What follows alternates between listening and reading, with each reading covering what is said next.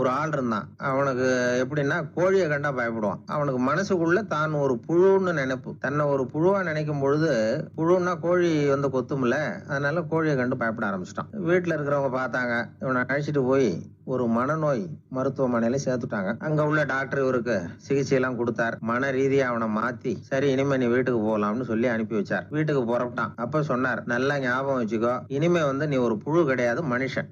தைரியமா புறப்படு, போயிட்டு வா அப்படின்னு சொல்லி வழி அனுப்பி வச்சார். பாதி வழி போயிருப்பான். லேசா நிமிர்ந்து பாக்குறான், எதிரில ஒரு கோழி வந்துகிட்டு இருக்கு. அவ்வளவுதான், இவன் உடம்பு கிடுகிடுன்னு ஆட ஆரம்பிச்சுட்டுது. திரும்பி ஓடி வந்துட்டான். டாக்டர் கேட்டார், ஏன்பா திரும்பி ஓடி வந்துட்டேன்னு. பாதி தூரம் போயிட்டேன் டாக்டர், எதிரில ஒரு கோழி வந்துகிட்டு இருக்குது, அதான் பயமா இருந்தது வந்துட்டேன்னா. இதை பாருப்பா, நான் தான் சொன்னேனே நீ ஒரு புழு இல்ல மனுஷன் அப்படின்னாரு டாக்டர். நான் புழு இல்லைங்கிறது எனக்கு தெரிஞ்சுட்டுது டாக்டர், இது அந்த கோழிக்கு தெரியுமான்னு தெரியலையே அப்படின்னா.